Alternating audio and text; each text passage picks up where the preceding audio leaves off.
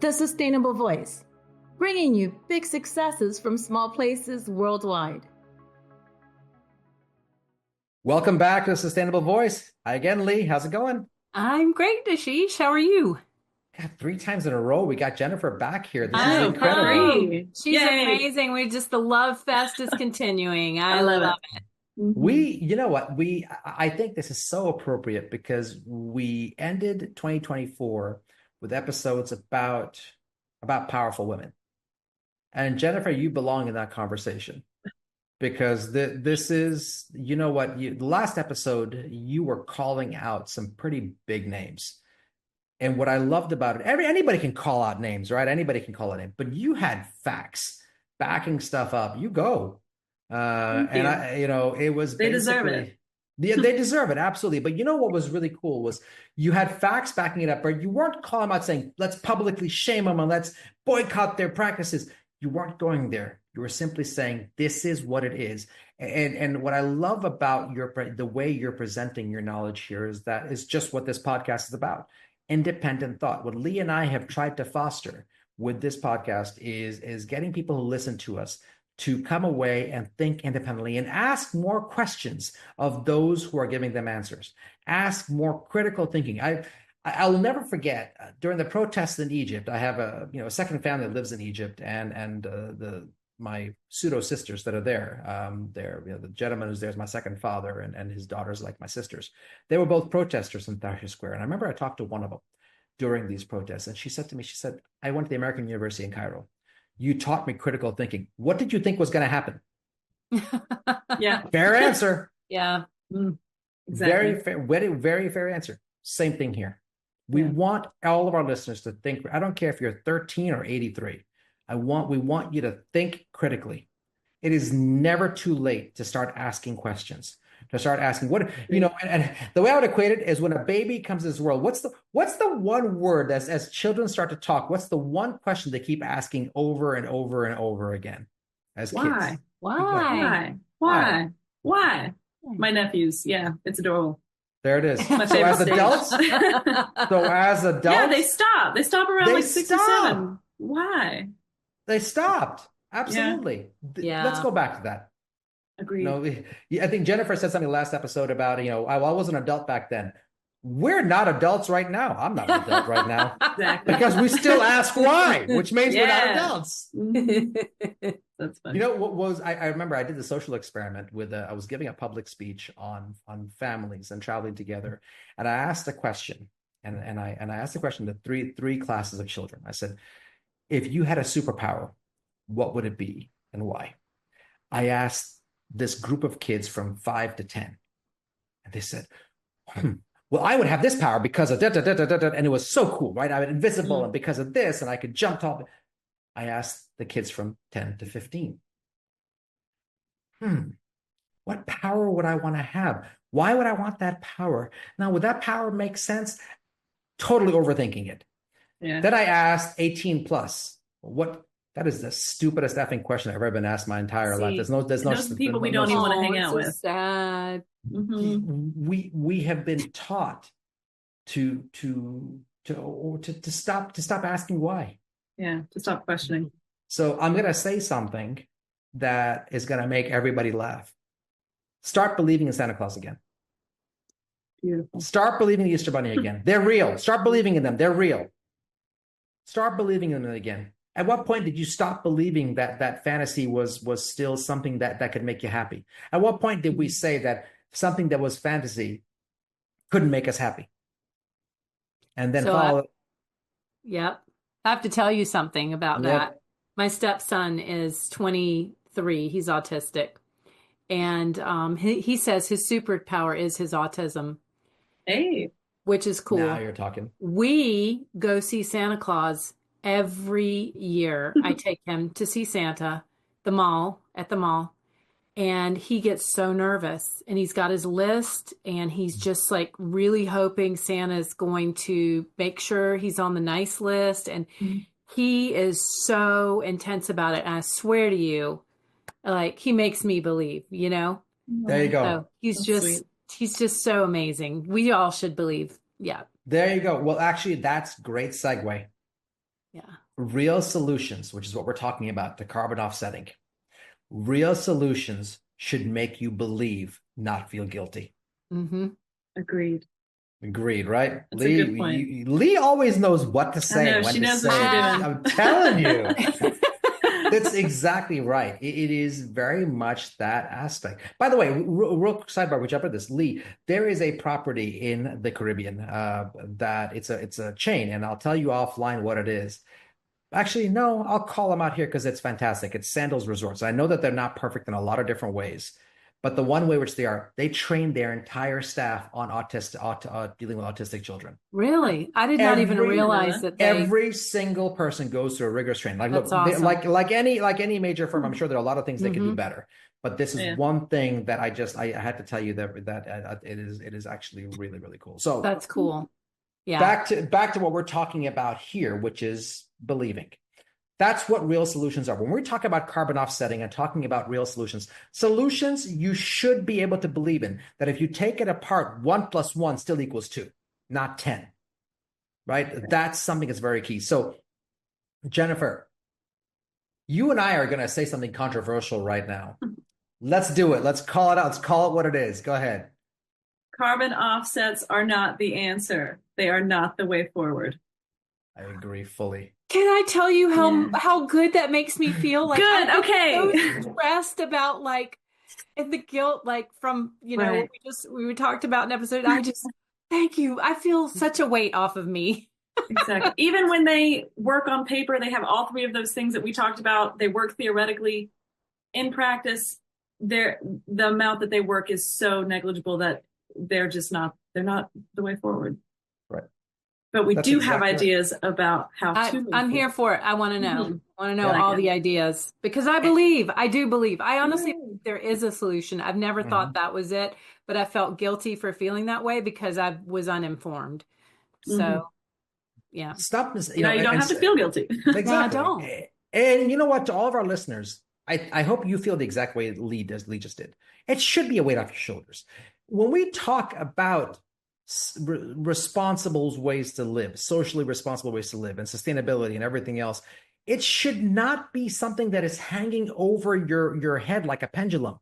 It should not be hanging over your head where if you don't do this, you're going to be publicly outcast and shamed and whatnot. And that's why I will again say to all those people who get on their high and mighty horses and get on social media and say, well, if it's no longer an option, you have to do sustainability. And if you don't, we're going to be publicly called out. No. If we are truly believing in something that is a real solution, it should be something that is inviting, something that is believable, something that is realistic, something that can be measured, and something that can be applied in reality, not just in theory, and something that can be repeated over and over and over again for the long term without any kind of a finite life to it. Just the same way the sun comes up. Those are real solutions. Stuff that makes you believe. And this is important. The same way we believe in our house. Well, I'm going to turn the lights off in a room. And I remember people say, well, I don't believe in conservation. Why'd you turn the lights off in the room then? Why'd you turn electricity off? That has to do with your wallet. They don't believe in conservation. Oh, of course. Power bill down. But it always comes down. But they believe in something. But they believe in their wallet. Sure. They believe in something. What they're measuring is their wallet. We talked about the CEOs in the last episode and why they do or don't do something, and we allocated it to stock price and movements and whatnot. That's what they're believing in. So if we really want to get people to be serious about being able to live responsibly, then it must be a solution that is inviting and can be applied to all walks of life without getting people to compromise what they believe in. Right. Fair enough? Yeah. So, Jennifer, there's a word here. Starts with R. Mm-hmm. What's the word? Reduction. We have to reduce. We don't offset, we just reduce. If my goal is 10,000 tons of carbon, I need to emit 10,000 tons of carbon, not 15, and just pay for that extra 5. Right. Change the way we structure things, change the way we work, change the way that we do things in order to put less greenhouse gases into the world. And there's ways to do that at the corporate level, and then there's ways to do that at the personal level. And that's what we're going to talk about. And that's exactly right. Now, when we talk about reduction, I know everybody's going to say, oh, we've heard this one, reduce, recycle. Reduce, yeah. Yes. We're talking about the first R only. We're talking about the first R only. I remember I had somebody come to me one time. It was funny. We had gone somewhere and there was toilet paper in the bathroom, and there was a sign above that said, "This toilet paper is made from recycled toilet paper." And remember, the person looked at me and said, "Really? I don't want that. Is there anything sanitary Is there about another that?" option? Yeah. Really? Mm-hmm. You know, and my mother was talking about this when I was a child. You know, in Kenya we had cotton diapers, Mm-hmm. the ones you washed and reused and whatnot. Mm-hmm. And then I asked her, I said, when my children were born, and she came and asked me, and she said, I went to her and I said, you know, there's got to be a responsible way of doing this. And we had a couple of those cotton diapers, and she said, I said, would you use these cotton diapers again? I said, I'll show you pictures of your diapers. There's no way I'll do that ever again. Right now, so again, it's got to be something that's realistic. Yeah, right? I tried the cotton diapers with my first daughter. I had a diaper service and everything. Oh, huh. It was terrible. Yeah. I tried. A lot of work. I tried. Yeah. We had somebody who was living in our house who came to visit, and they didn't believe in diapers. And it was just the child would walk around basically bare butt naked. Now, I have seen parents who potty trained that early, like 6 months. My kid's gonna kill me. About? I did potty train one of my children that way, but Yeah. it was summer and we weren't like 24/7 like that. We were just little spurts outside. Mm-hmm. Well, the second part of what you guys just said is what they weren't doing. Oh, The potty training. Yeah, Okay, yeah. That's an important part of that setup. Yeah, exactly. So again, why we're bringing this up is because if we're talking about reduction, we're going to go into some things with real solutions where reduction is something anybody can do. Leigh, you asked this question in the last episode, I think is absolutely important, about what you as one person can do. You want to talk about that again in terms of what you said? yeah, I just, I feel more in control, and it feels more believable to me if I know that I'm actually making a difference and making an impact and being thoughtful every day about what I'm putting out into the world.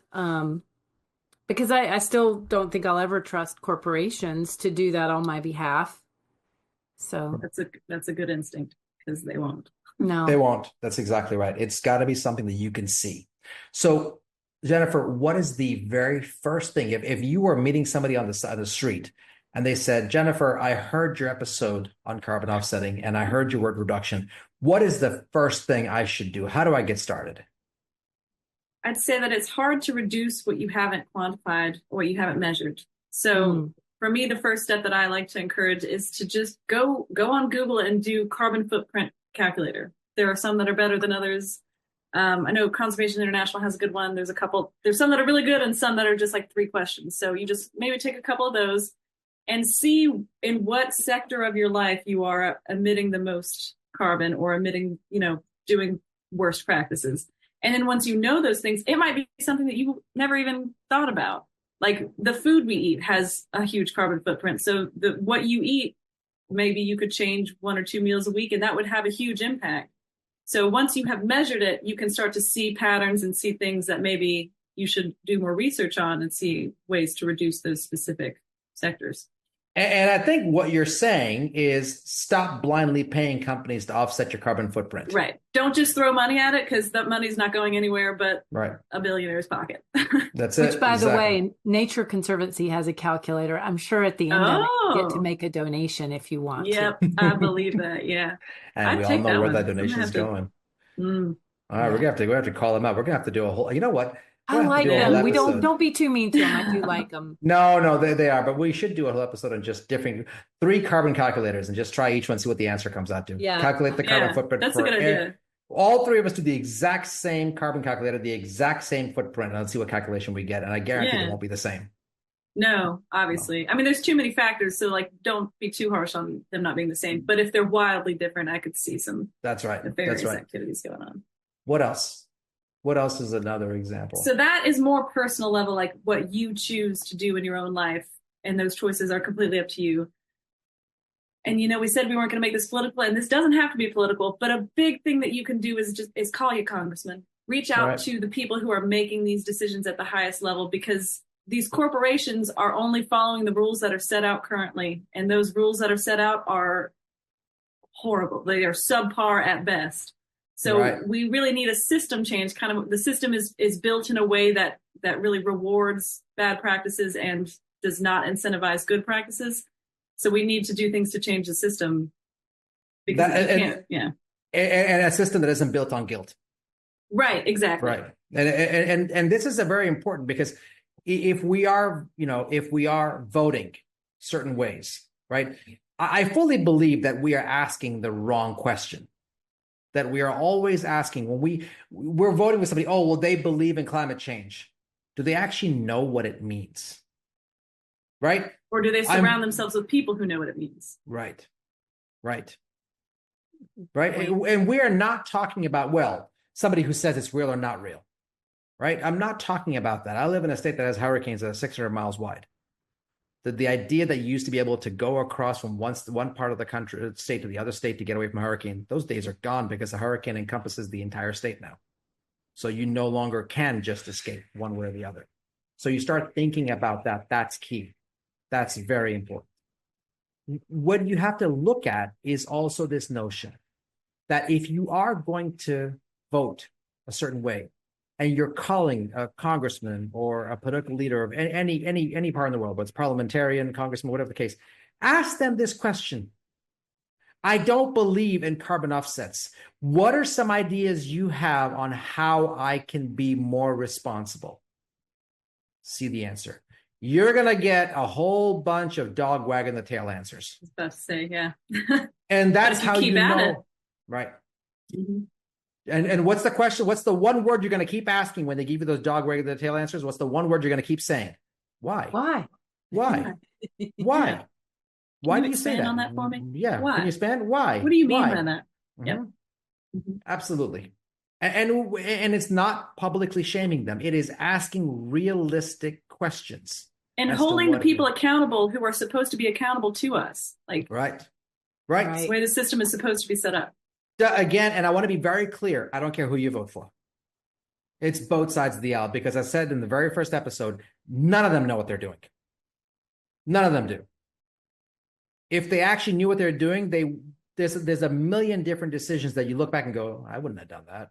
Why would you do something like that? Why would you say that? Why would you do this? And it's on both sides. Absolutely on both sides. So you have to ask why. And you have to make sure you ask those questions. Jennifer talked about reduction, right? Talked about this, and you're basically saying, well, what are some examples? What are some examples you have of how we can reduce our carbon footprint in our daily lives? I love that question. Lives. Yeah, it really. I mean, there's a jillion different things that you can do. So, and you know what? And I'm gonna just I'm sorry to interrupt you, but I have to ask this, and I have to add this one thing before, because I think it's going to actually feed into what you're about to say. Okay. You guys both said something very important. We talked about why somebody turned the lights off in a room, right? And it would be about electricity, and how it's about the wallet. Most politicians care about your wallet and theirs. Mm-hmm. Let's make it about the wallet. Yes, yeah, exactly. Let's make it about the wallet. Yeah. Mm-hmm. Congressman, parliamentarian, president-elect, whatever, fill in the blank. I would like to be able to get an idea from you on how I can reduce things in my life to save money. What are some examples of things you think I should do that I can reduce, that I can actually, be responsible about, reduce my carbon footprint and save money? When you get the whole, when you get past all that, then you'll get something. Keep asking why. But that's the question. Make it about the wallet. Yeah. Right. I've always believed that if you're going to ask a question that you want an answer to, ask the question where the person lives. Okay. You want a real answer, ask them where they live, not where you live. All right. Now, you were going to say something, Jennifer. Go ahead. Well, just because we're talking about voting and getting interacted with the politics side of it and the governing bodies that are over us. there's also corporations who are over us, and there's a way to vote with them too. We don't vote who their CEO is. We don't choose who their leaders are, but we vote with our dollar. The money that you give to corporation is telling them that, yes, what you are doing is what I want you to be doing. So maybe do a little bit of research, talk to people who know more things, and see what companies are trying, let alone like actually doing the good thing, but just the ones who are putting their money where their mouth is and actually making choices that are good for people and planet, instead of ones that are just maximizing profits for whoever is in the boardroom at that time. Vote with your dollar. Do you know, that's actually, I'm going to take it a step further. Tell me. And think about this. And Leigh, you'll appreciate this. The company that doesn't get it right is probably the one that is getting it right, because they're actually trying. The company that gets it perfect, what's the phrase? It's too good to be perfect. It's too good to be true. We just, in the last episode, we talked about airlines, we talked about cereals, we talked about banks, and it was all too good to be true. Right. If it sounds too good to be true, it's probably greenwashing. So dig a little deeper. Yeah. There are companies that are doing great work, and maybe they're perfect in one tiny aspect of their thing, but nobody's What's perfect. some examples? Any examples of companies that we can sing Any some praises? I'm going to say not any. B Corp certified companies are trying. It is and you can attest to this, Ashish, it is a rigorous process to go through that. It takes a lot of time, over a year most times, and a lot of man hours and a lot of work goes into that. So when you see a B Corp certification on something, it's not a catch-all of, oh, they're perfect, but it's, oh, they are trying in a lot of different areas, and they are actually putting their money where their values are. Absolutely right. It is poking and prodding every part of the organization. It is painful. It is embarrassing at times. Yeah. It is, but in a good way. it is one of the most humbling experiences, I'll tell you. But it is something that makes a lot of sense. And it's they call it a movement, and it's a movement. And it's because somebody believes in this. They believe in what's there. I mean, it even down to rewriting articles of your incorporation, even down to that is being done. And that's important, in terms of it. And you know what? Exactly. Those are companies that are there, and they don't get it right all the time. They're not perfect, right? And they're the companies who are saying, look, we're going to put our money where our mouth is. And most people don't know what B Corp certified is. So I would say, once you calculate the carbon calculation, the second step I would say people is look up B Corp certified. What does it mean? Yeah. What does it mean? I stayed at a hotel in Peru recently that was B Corp certified in Cusco, Casa Antigua in Cusco. Yeah. I love this hotel.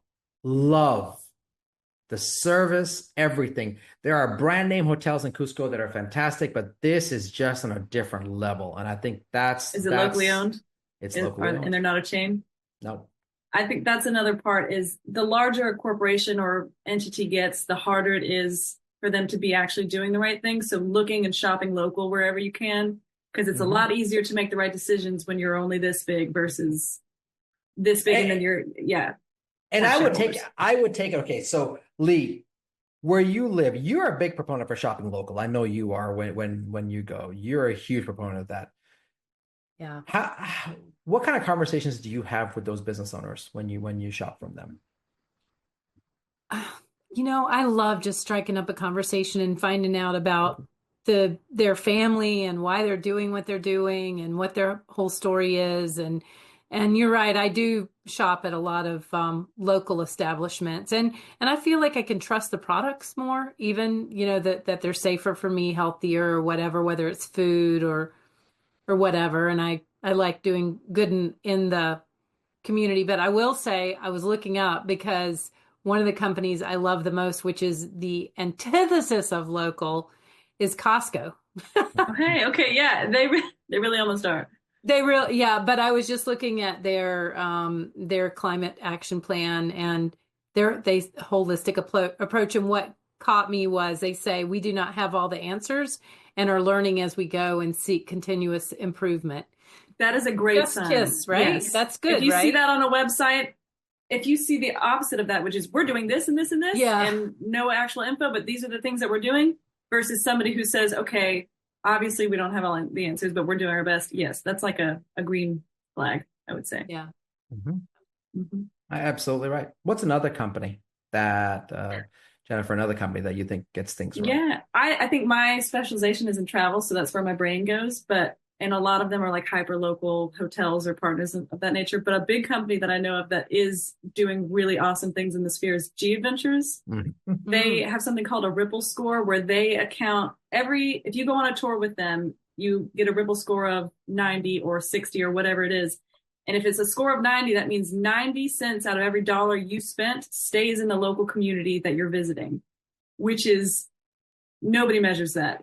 No large travel corporations are doing that. And they've been doing it for a long time and are trying to spread the word and make it something that's, like around the whole travel industry. So I love G Adventures.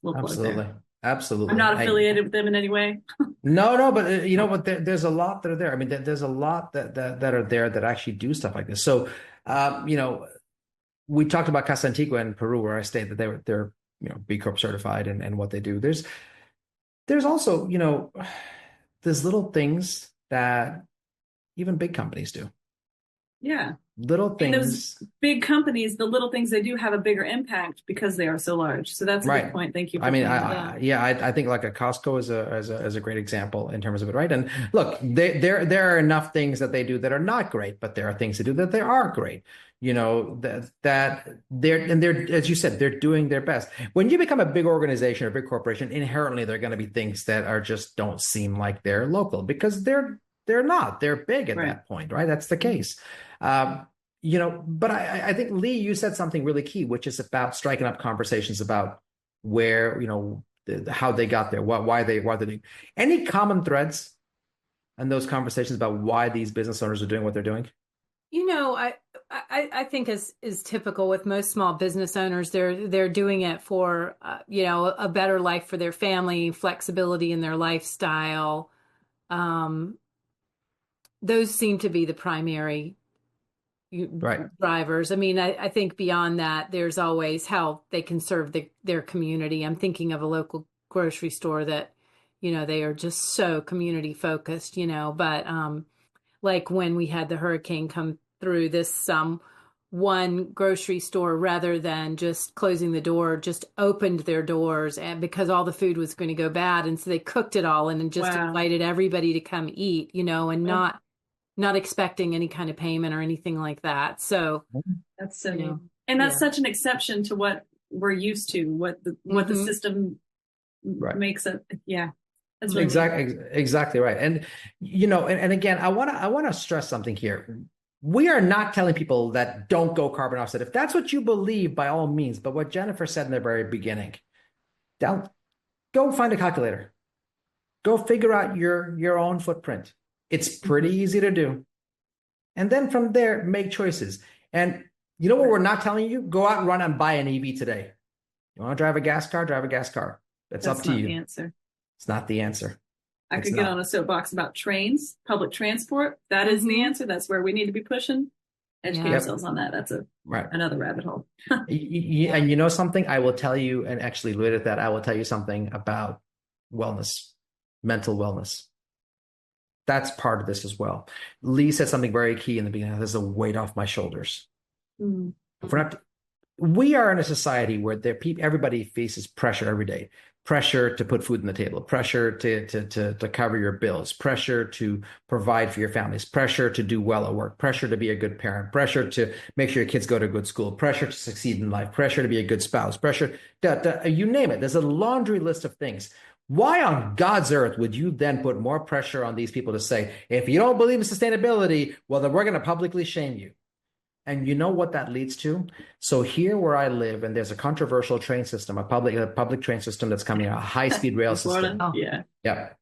Do you know what is happening more than anything else with this train system? They're hitting people. You know why? Because people aren't paying attention. They're not aware. No, that's not why. What is it?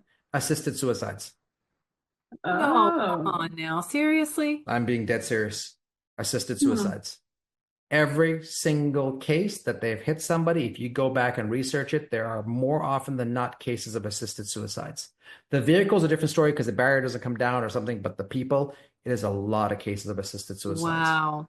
Jeez. Leigh, I'm gonna borrow your research skills one more time. Okay. Suicide rates in 2025 versus 1980. 2024 versus versus 1980. Yeah. We don't know what's going on this year. Or even 1990. Significantly higher compared to 1980. 2024 is not yet so 2023 finalized, but considerably elevated compared to the rate in 1980, which was 11.3 per 100,000. So in the U.S. or globally? I don't know. I didn't put that in. Let me put that in. Because it is a global thing. Well, yeah. Okay, so 2023 was higher, and I did just put in the U.S. It fluctuated over time. In 1980, it was 11.3 per 100,000. In 2023, it was 14.7 per 100,000, which is the highest in more than 80 years. Let's think about that for a second. You are talking about a almost 40% increase. And think about that for a second.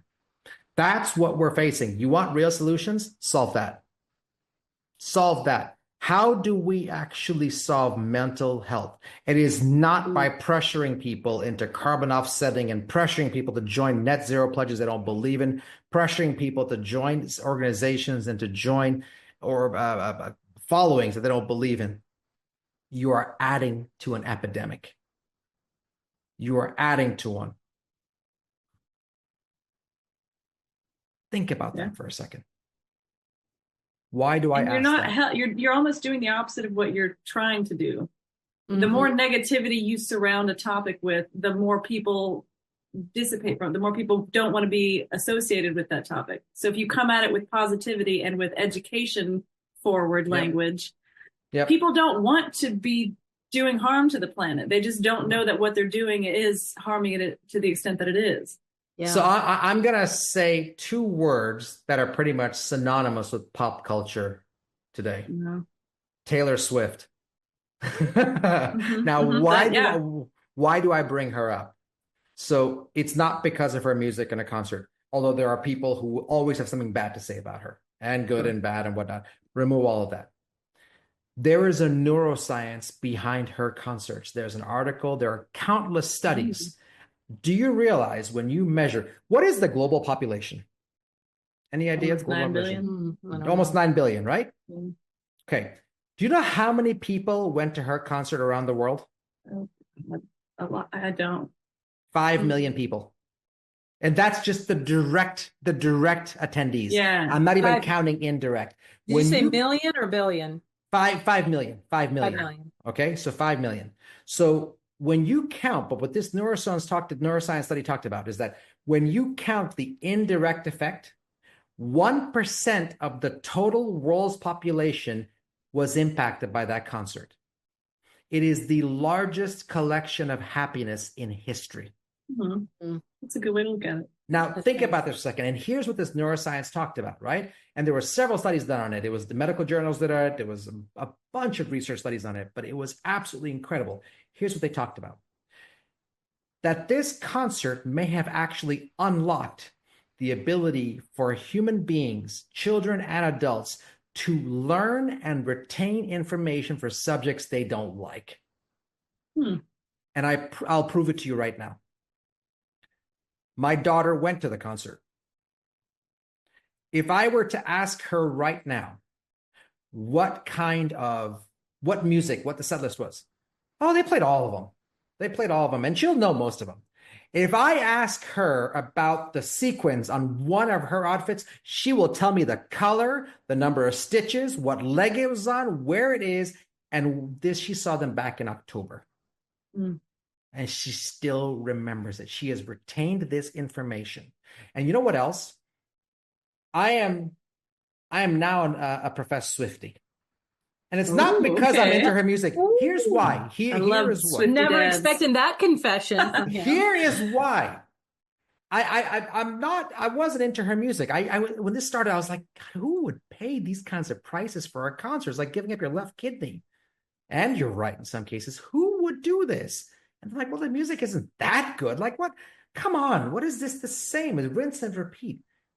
And then I saw my daughter getting into, no, Dad, you don't understand. You don't understand. And then I would drop her off at school every morning. As I'm dropping her off at school, she'd say, hey, Dad, during the Eras tour, Taylor Swift did this at this part of it. She did this and this concert. Concerts she hadn't even been to. And she's like, at this concert, she talked about Travis Kelce here and did this and this. Retention of information. Do you know what I did? On the way back from one of my trips, I binge watched the entire YouTube of her Eras Tour concert. And it was I had several concerts, binge watched every single song, set list, action, behavior. You know what we do every morning when I drop my daughter off at school? We put on Taylor Swift and we sing together. I'm so glad. That makes me so happy. I am a dad girl. Or girl dad. Girl dad. Girl dad. Sorry. Girl dad. I'm a girl dad. I am an absolute girl dad. That's adorable. And I have to thank Taylor Swift for it. Yeah. You have to watch her documentary if you haven't seen that. Oh, Miss Americana. Trust me, I've seen it. The Miss Americana one. Come on. I've seen it. Yeah. I've seen it. He's a Swiftie. Come on. I'm a Swiftie. Of course he has. What do you think he has? I'm the problem. It's me. There it is. But it is, again, if we're talking about real solutions, I think a big part of this is that we cannot put pressure on people to coalesce with what we believe in. We cannot put pressure on people to say, please give up what you believe and just buy into what I'm saying, even though it's not clear, even though it is still very obtuse, even though it doesn't have defined goals. But it's about saving the planet. Believe me. Mm-hmm. Believe me. Yeah. That is the same thing as a snake oil salesman saying, trust me, what could possibly happen? Agreed. So real solutions start with not compromising your principles. I don't care what side of the aisle you sit on. Whether you believe in climate change, don't believe in climate change, that's you. That's your choice. I respect it. And happiness starts with respect. Agreeing to disagree or agreeing to agree. Happiness starts with respect. Reducing, and it starts with happiness. We have to be willing to reduce. We can't be willing to reduce if we're not actually seeing something that doesn't cause us to compromise our principles. And think about this, okay? So, Jennifer, you're not a parent yet. Leigh and I are both parents, and both of my kids, I have taught them, and Leigh, you have done an amazing job teaching your girls this. No matter what happens in life, don't let anybody or anything ever compromise who you are, right? You remember those conversations, right, Leigh? Yeah. Remember who you are at all times. That's who you are. Why on earth would we then tell people, well, forget about that, but come listen to this? Come offset your carbons. Those CEOs and those local business owners and those whoever, they were also at one point taught, most of them, in life, that you should never compromise who you are. And yet we're telling them, join this pledge that has no clear goals to it, that has no actual path to it, or just offset your carbons because that's what society wants you to do. Write a blank check to somebody who you have no idea what they're doing with your money and how they're doing it. But do it because everybody else is doing it. We're bullies. Do it, and because you can say that you did it and look better. Right. Yeah. Right. It's good social conversation. Mm-hmm. That's right. Yeah. So you have to basically make sure that if we're talking about downloading your carbon calculator, if we're talking about really finding ways to figure out your carbon footprint and reducing them, first figure out who you are. First figure That's out a small ask. Yeah. It's a small ask, I know. Small ask. Who are you? And you know what? And that's an important question, because when you say, who are you? Most people go, well, I'm a Democrat, or I'm a conservative, or I'm a liberal. That's not the question. Not even remotely. No. Question. No. Who are you? When you look in the mirror, you think about that. Who was that? Stuart Smalley from Saturday Night Live. I'm good enough. I'm great enough. And gosh darn it, people like me. People like me. It is very much about believing and being happy with who you are. You start with that, and stop pressuring people into saying, well, it's no longer, sustainability is no longer an option. I will go to fight and argue with anybody who believes that that is a way forward. I will argue them till I'm blue in the face to anybody who believes that that is a way forward, that I'm going to actually use peer pressure and bullying when everything you stand for says you don't believe in bullying and peer pressure. And yet here you are doing it. That's not the answer.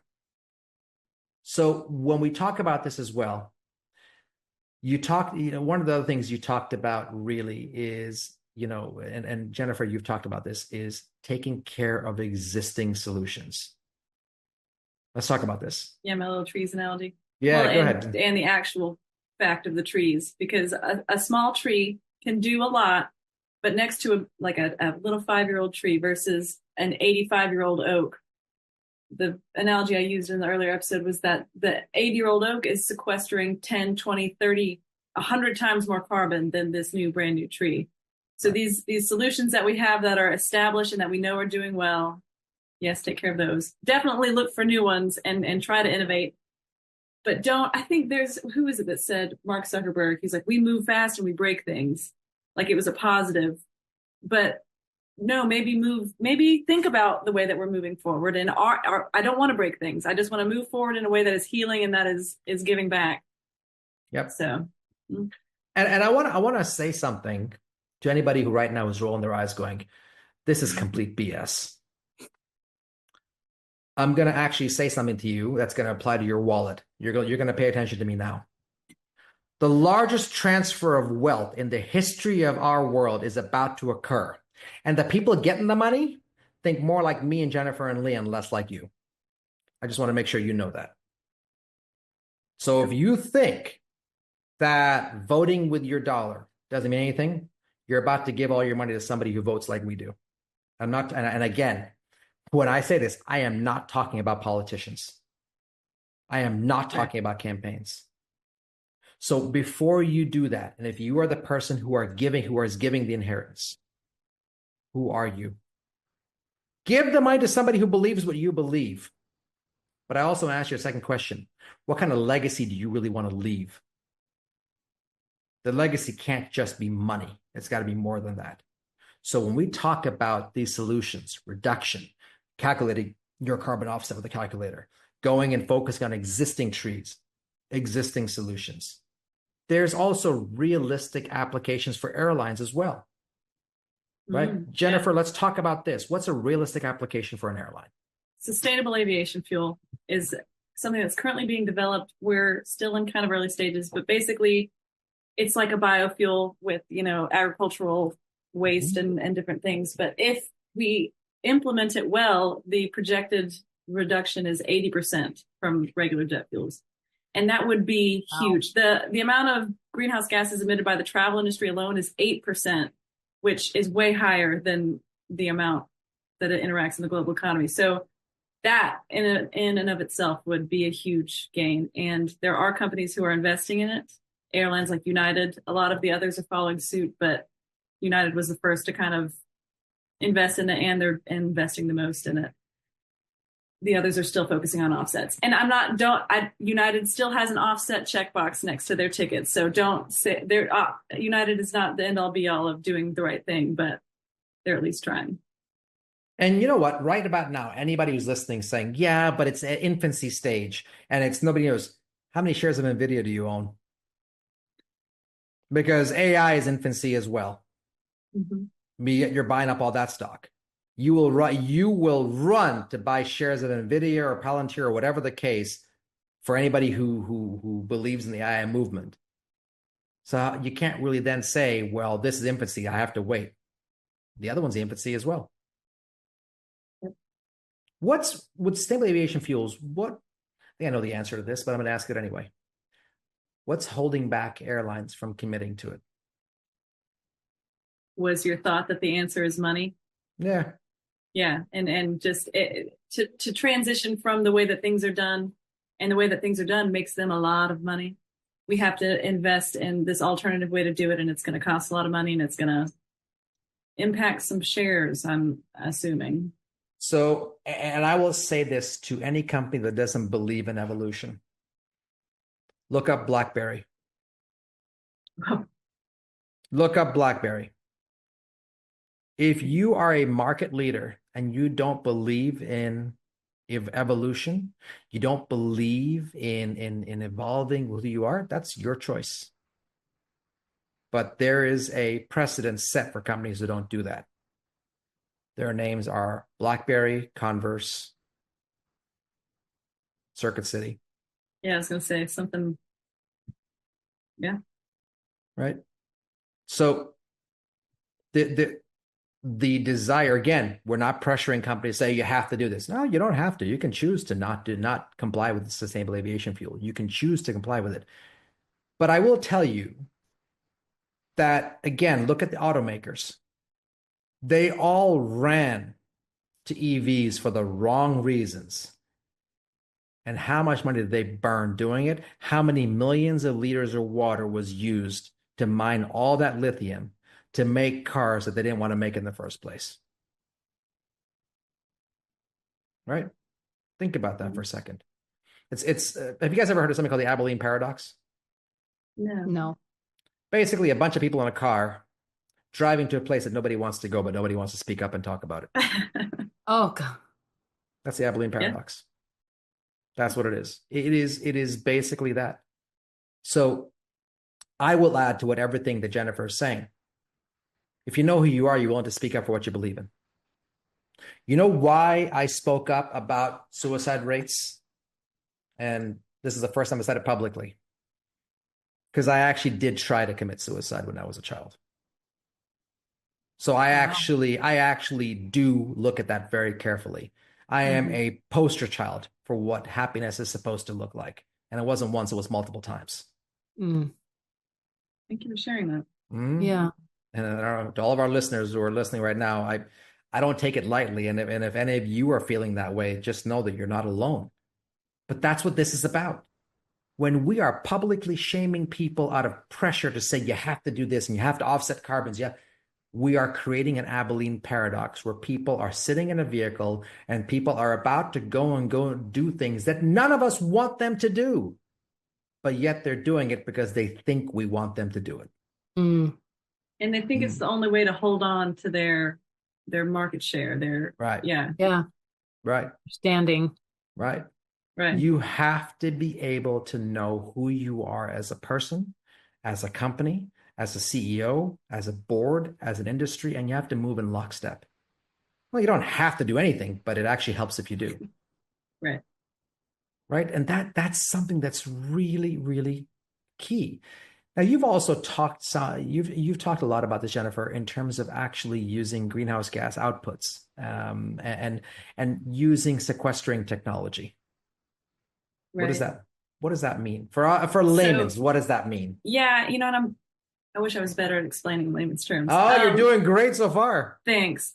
Carbon sequestering technology is a literal machine somewhere that sucks in air, separates the carbon, and puts out whatever else back out. So it literally just sucks carbon out of the air. It is a big, like the big corporations are really pushing and really excited about this technology because it means that they don't have to reduce, and it means they don't have to change anything about what they're doing. As long as they maybe develop this new technology, it'll just be sucked out 20, 30, 40 years down the road. We're very, very much in the infancy of this technology. It's very expensive. I don't like talking about it or recommending it because it's part of a carbon credit. Some companies use that technology as their carbon credit, and it does take the carbon out of the atmosphere. It does work. It's extremely expensive, and it makes companies feel like they don't have to change what they're doing. And in order for us to move forward in any sort of sustainable way, we have to change what we're doing. So it is technology that exists, and it does work, and maybe it will be a piece of the solution, but it is not the solution. And back to your original point, carbon offsetting isn't the answer. Right. So we need to, I would put the analogy this way. Instead of figuring out how to make the Band-Aid better, figure out how to not get hurt in the first place. Exactly. Brilliant. Prevention. Yeah. Yes. Mm-hmm. So right. There's that. This three-parter was probably the best way to start a year. Mm-hmm. This I was agree. this was the best 3-part episode because, as we said in the first episode, which was our first recording of the year, and we're going to end it with this. As you've listened to this 3rd episode, and if you listen to all 3 episodes, I thank you. Leigh thanks you. Jennifer thanks you. From the bottom of our hearts, thank you for listening. Thank you for being open to what we have to say. Thank you for staying connected to who we are. I will say to you that at the end of this, all the information you've gotten, please use it to figure out who you are. Please use it to think independently. Please use it to do your own research. And then please use it to share your ideas. Don't force them on people. Share your, motivate them, inspire them to follow you. Don't force them to do it. Don't create an Abilene paradox. Create a following. There's a difference. Well said. Till next time. Bye, everybody. Thank you for listening to The Sustainable Voice. If you have a success story of your own, please reach out and share it with us. Would love to hear from you. See you next time.